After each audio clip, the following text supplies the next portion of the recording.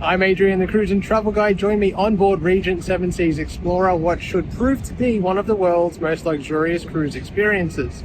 We'll put it to the test on a 2-week Alaska cruise itinerary.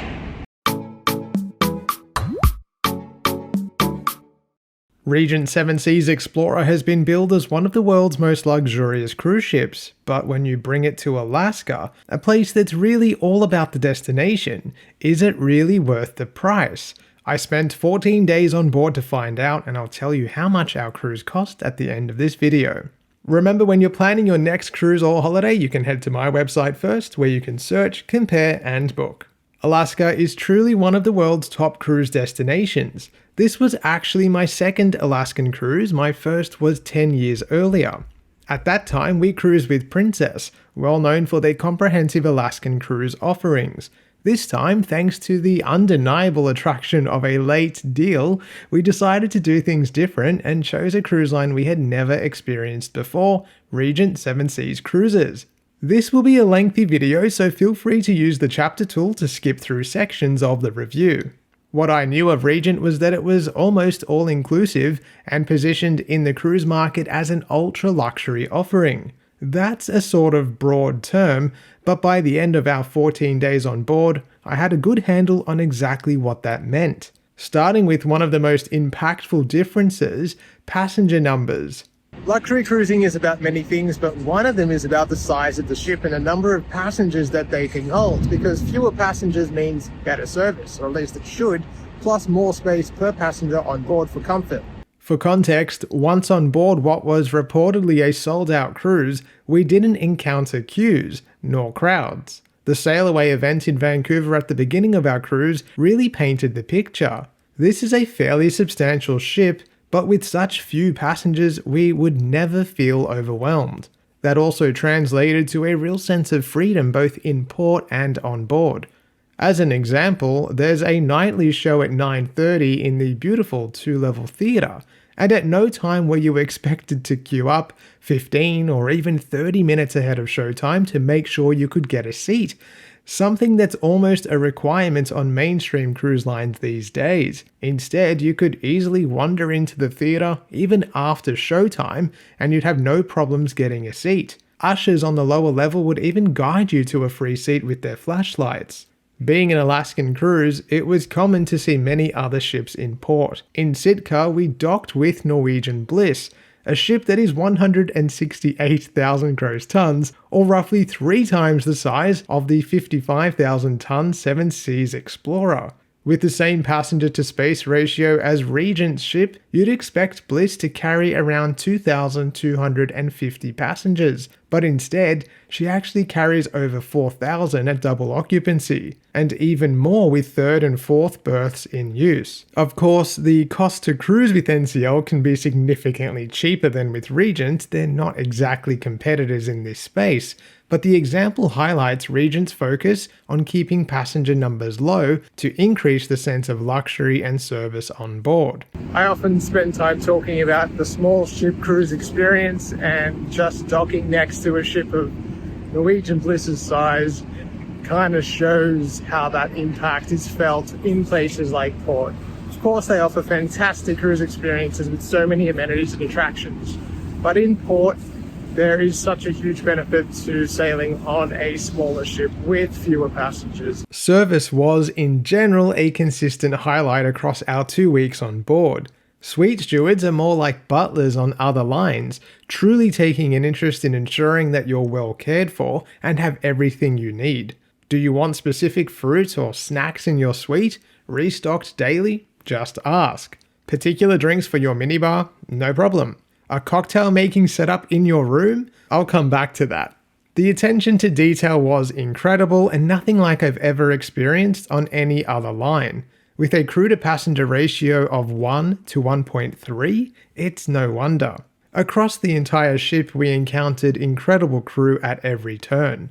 It's probably worth mentioning here that tips are included in the fare, and there's absolutely no push on board for additional gratuities, although as always, commendations by name are greatly appreciated. It's not just tips that are included though, there's a whole lot that your fare on Regent comes with, in most cases meaning you won't spend a red cent once you're on board. The appeal of cruising with a line like Regent is that pretty much everything is included, and that really makes a difference when it comes to that sense of luxury that you can get on a cruise, admittedly at a pretty steep cost. Luxury is a word that gets thrown around a lot in the travel world, but over the years what I've learned is that true luxury is ease. It's simplicity. It's not having to sweat the small stuff or hyper-focus on details. Just one aspect of life on board that hits this mark is that you'll basically never hand over your keycard when ordering anything. It feels like you're a guest at a never-ending cocktail party, and that's a very luxurious feeling. When sailing with Regent, all guests enjoy the following inclusions: gratuities, as mentioned, all dining on board including access to specialty restaurants, unlimited access to top-shelf spirits and cocktails, a wide range of beers and wine, champagne, basically all drinks, daily afternoon tea, unlimited Wi-Fi, shore excursions, and possibly the best inclusion of all, unlimited same-day laundry. It's a comprehensive set of inclusions, but there are some caveats. For example, for the vast majority of passengers, dinner in the ship's specialty restaurant is guaranteed only once per voyage, although additional slots are potentially available on request. The included shore excursions are on the basic side for the most part. The best of these tend to get booked out quickly, although some offer the option of joining waitlists. Because excursions open for booking about 6 to 8 months before departure depending on your suite grade, booking closer to the sailing date can result in some slim pickings. Although Wi-Fi is included, it's the low tier speed that you get at no cost. Upgrading to streaming quality internet comes with the wildly inflated price tag of about $20 per day. Let me know in the comments, would you rather pay one big upfront price and not worry about additional costs once on board, or choose what you pay for along the way? As you can imagine, dining on board Regent is a pretty good affair. There are a number of restaurants on board that will cover all meals, breakfast, lunch and dinner. But at dinner time, there are very few casual options. During our 2 weeks on board, we sampled every dining venue, and Regent really does set itself apart. On the casual side, La Veranda is technically the buffet, but it feels more like a proper restaurant. It's open for breakfast and lunch daily, with tables that are beautifully set, and the food leans heavily into quality seafood and higher-end ingredients. Even the pool grill, another casual dining venue, was elevated, with a healthy, fitness-oriented breakfast offering every day, and themed lunches with live cooking stations. Plus, there was a menu featuring everything from lobster nachos to hot dogs. Compass Rose, the main dining room, is Regent's showpiece. Its elegant and Versace tableware makes sure there's no mistaking the apparent luxury. The menu lets you mix and match a comprehensive list of classics that would embarrass some specialty restaurants on mass market cruise lines with daily specials. It's the kind of place where you can design your own dinner every night. It's also open for breakfast daily, and both it and La Veranda feature a caviar and champagne breakfast service every Sunday morning. The specialty restaurants are where Regent really shines. Prime 7, the steakhouse, offered premium cuts without the upcharges you'd see on mainstream lines. Chartreuse brought modern French flair, complete with a standout blue cheese soufflé. And Pacific Rim quickly became our favourite, with dishes like miso black cod and tempura lobster that were outstanding. Not everything hit the mark though. Sette Mari is an Italian venue that takes over La Veranda in the evenings, and at best it was inconsistent. It features both an a la carte menu and a buffet section. On one visit, service dragged and dishes were oversalted. We returned again and focused just on the buffet offering and appetizers, and enjoyed the experience much more. Room service was another weak spot. It was slow and food would arrive cold. Frankly, it was not up to the standards set by much more regular cruise lines. As the only casual dining option available by night, it was a notable letdown. There were plenty of nice touches though. A daily afternoon tea which was not as refined as Silver Seas but pleasant enough. Hors d'oeuvres in the bars before dinner. and a surprisingly excellent cafe with a skilled barista serving some of the best coffee I've had at sea. The cafe also offered a range of self-serve fruit, pastries, cheeses, and deli cuts that would change throughout the day, with an always available range of cookies. There were also coffee machines located around the ship for those seeking a quick caffeine fix, although it did not hold a candle to the barista-made drinks. It's also worth noting that each passenger receives a Vero water bottle, although it's completely useless at keeping anything at a consistent temperature, but it did mean you could fill up at a number of water stations around the ship, which offered still both cold and room temperature, as well as sparkling water from the touchless machines. Overall, dining on Regent is among the most substantial and high quality you'll find at sea. When it hit, it was exceptional, and when it missed, it stood out only because the rest of the offering set the bar so high. One notable absence, which it looks like Regent is addressing soon, is a more casual dinner venue, something that I did miss during our fairly lengthy 2-week cruise. Admittedly, it's the true definition of a first world problem, but sometimes the ceremony of a multi-course dinner felt like overkill after a tiring day ashore. And as 4 days ashore, after all of that eating, we were thankful to have ample time to stretch our legs in the insanely stunning ports of Alaska. If you've found this video valuable so far, I'd love it if you could give it a thumbs up. It helps YouTube tell others they might enjoy it too. When it comes to cruise destinations, one of the questions that I'm always asked is, where should I cruise first, or where do you recommend? And for me, Alaska has always been at the top of that list from my very first time here 10 years ago. Alaska is hands down one of the world's most stunning regions. Both visually and culturally rich, it offers something for everyone. It's actually impressively inaccessible, so cruising through Alaska is one of the best ways to experience it. In the first video in this series, I go in deep on telling you everything you need to know before booking an Alaskan cruise, and I highly recommend watching it. I will also soon feature an in-depth port guide on my channel. For now, let me show you some of the places we saw and some of the things we did while sailing with Regent, and how sailing on a small cruise ship impacted our time ashore. Our cruise was a 2-week voyage that sailed round trip from Vancouver, but we booked it as 2 separate segments known as a back-to-back. The itinerary was a great mix of scenic cruising and port exploration, giving us an opportunity to journey on land while also enjoying the comforts of life on board. Our ports of call included Klawock, Juneau, Skagway, Sitka, Hubbard Glacier, Whittier, which was our turnaround port, back to Hubbard Glacier, Icy Strait Point, Endicott Arm for Dawes Glacier, Ketchikan, and then Vancouver Islands, Victoria, before returning to Vancouver 2 weeks after our departure. We booked both complimentary and paid excursions with Regent, as well as private tours. In most ports, there was also a complimentary shuttle service where the ship didn't dock in a town centre. All tours gave us ample opportunity and time to experience the best of Alaska. In Klawock, we took advantage of the freebie shuttle to explore the town of Craig and see some of the regional highlights. In Juneau, we opted for a complimentary excursion, which was essentially a return shuttle to the Mendenhall Glacier Visitor Centre, from where we set off on foot to explore the grounds and trails, avoiding bears, and witnessing the incredible Nugget Falls up close. In Skagway, we opted for the White Pass train, booking through Regent before our cruise in Australian dollars, which was much more affordable than booking directly with the railway service. In Skagway, our ship actually docked along the old railway line, which was affected by landslides, meaning we had to take the strangest water shuttle ride ever from the ship back to the dock. That arrangement was definitely the short end of the straw on that day. In Sitka, we organised a private excursion through Shore Excursions Group. I've linked to their site in the description below. We joined a small group tour to the Sitka National Historical Park, the Fortress of the Bear, and the Alaskan Raptor Center. On our first visit to Hubbard Glacier, we braved the freezing cold, the fog, and even the drizzle at times to take in the view from the ship's upper deck.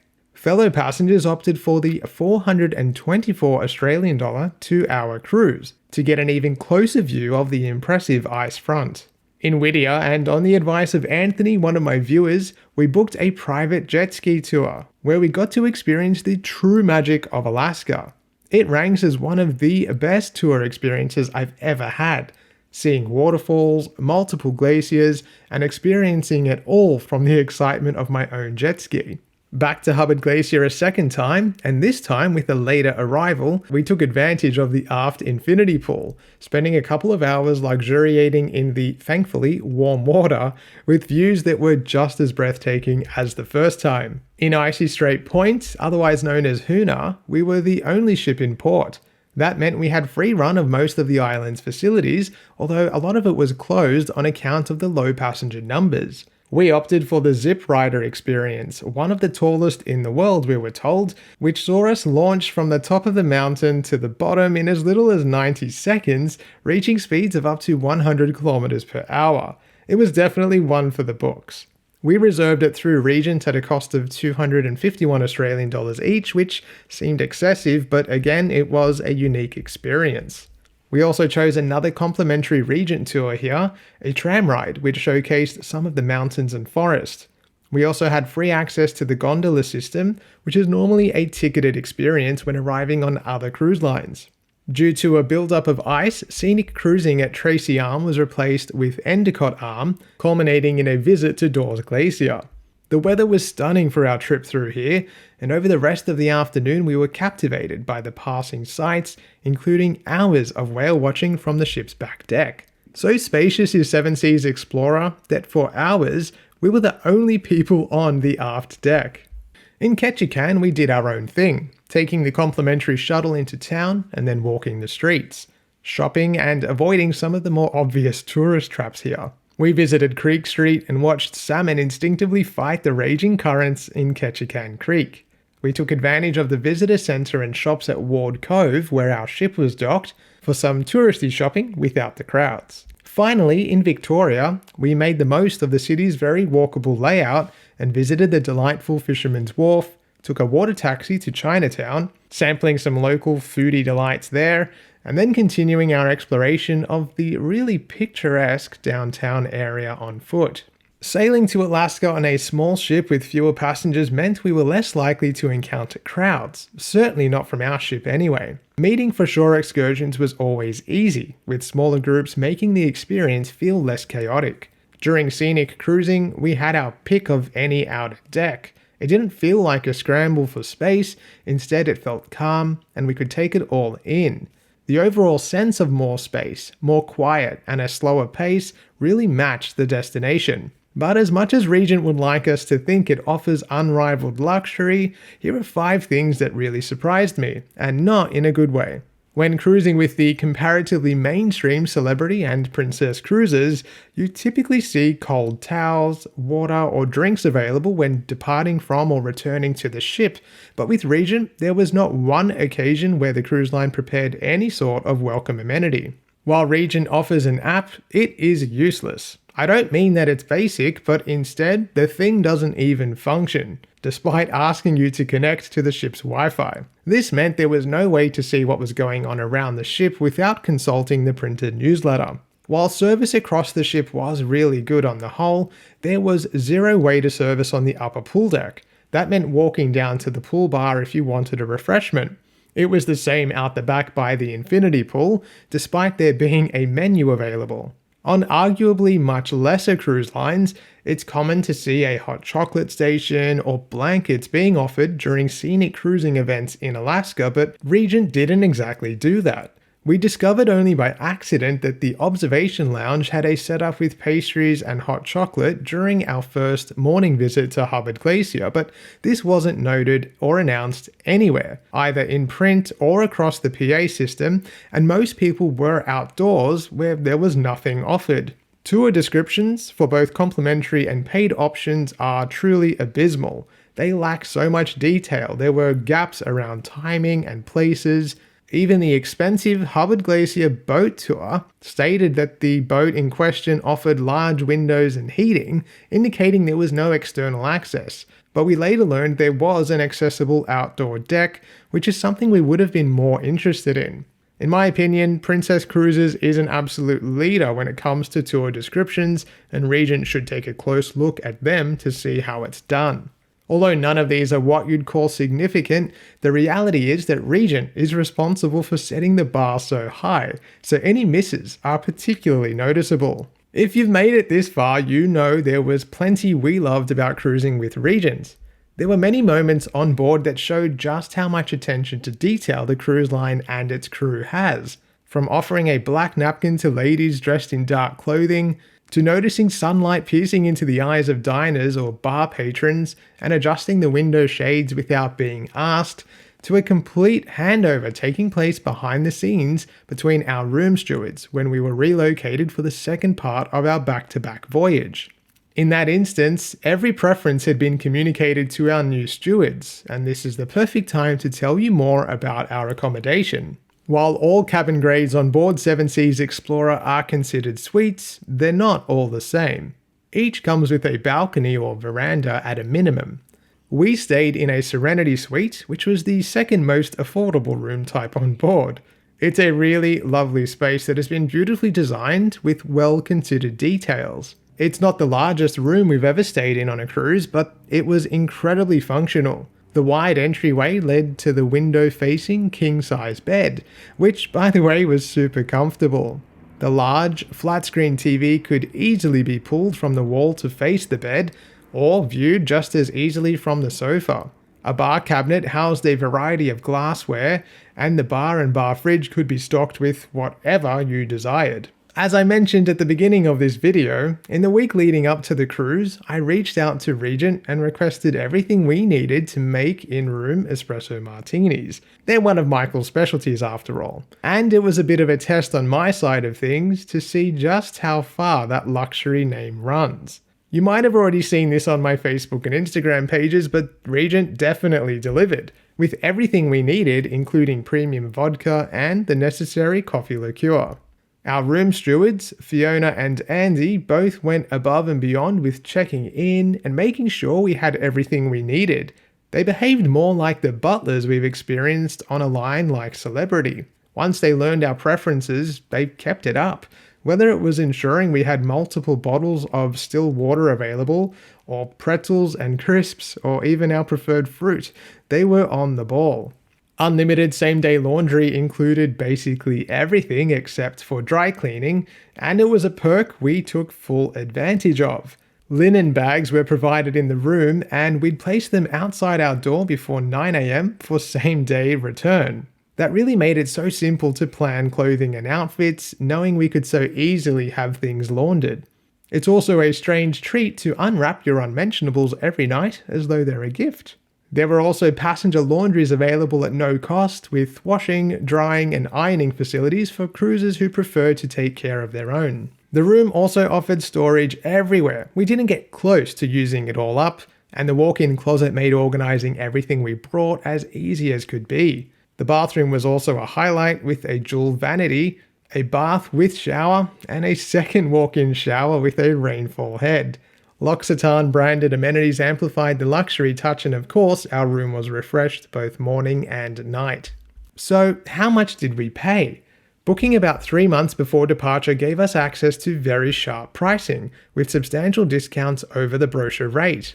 Our 2-week cruise in a guarantee Serenity Suite, which meant we had no say over the room's location, with all inclusions as noted, set us back a little under 10,000 Australian dollars per person. Now, that was significantly lower than the advertised brochure rate, but let's be honest, it's still a huge amount of money. So was it worth it? Well, Seven Seas Explorer is a spectacular ship. Despite being nearly 10 years old, you'd be hard-pressed to find any noticeable wear and tear. In fact, crew are constantly painting, varnishing, and polishing to keep her in immaculate condition. But the real value isn't just in how the ship looks, it's in how it feels. The almost intangible benefits are what create that sense of luxury and ease in all-inclusive cruising. The reduced passenger numbers, the generous space on board, the crew who are consistently attentive without ever feeling pushy, and the simplicity of not needing to sign for a single drink. Yes, there were misses, room service delays, the lack of little extras you'd expect during scenic cruising, and that useless app. But those shortcomings stood out precisely because Regent has set the bar so high everywhere else. So was it worth the price? For me, the answer is yes, with a caveat. If you're someone who values space, personalized service, and the peace of mind of having almost everything included, then Regent in Alaska delivers one of the most relaxing and serene cruise experiences you'll probably ever have. If, however, you prefer to pick and choose where your money goes, or you don't need the all-inclusive luxury model, then you may find better value elsewhere. As for me, I'd absolutely consider doing it again, but only at the right price. And if you're planning an Alaska cruise for yourself, I've got more videos in this series, including detailed port guides and my honest tips for first timers, so make sure you check those out next. Let me know in the comments, would you pay $10,000 for an Alaskan cruise knowing you wouldn't really have to dip back into your pocket? Or would you stick with more mainstream cruise lines? I'd love to know your thoughts. As always, thank you so much for watching. I hope you enjoyed this video and review, and make sure you subscribe to stay up to date with all of my other content that's coming soon. You can also give me a follow on Facebook and Instagram at The Cruise and Travel Guy. Thanks again, and I'll see you soon. Anything really once you're on board, and it makes a big difference to the feeling of... We came to look at the Gastown clock, but it didn't work. But instead, Michael got donuts. So Very he's happy. still happy. It's a win-win. Going to the infinity pool.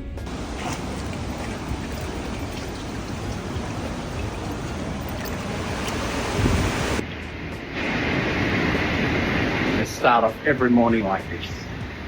I've been joined, and we are now in the fog, and it's very cold. Very cold, it's freezing. Sun trying to... Oh, so cool. That's it. How awesome. When in Rome. Oh, this is cool. Oh, Yeah, that's the spot. Okay. we'll go with one of these. Take your choice.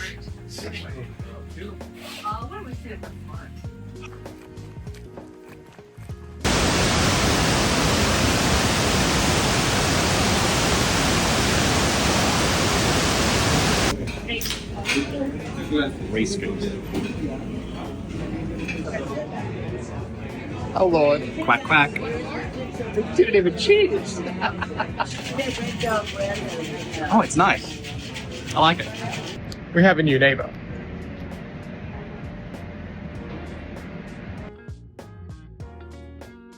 Today's scenic cruising in Hubbard Glacier, sailing into a wall of fog.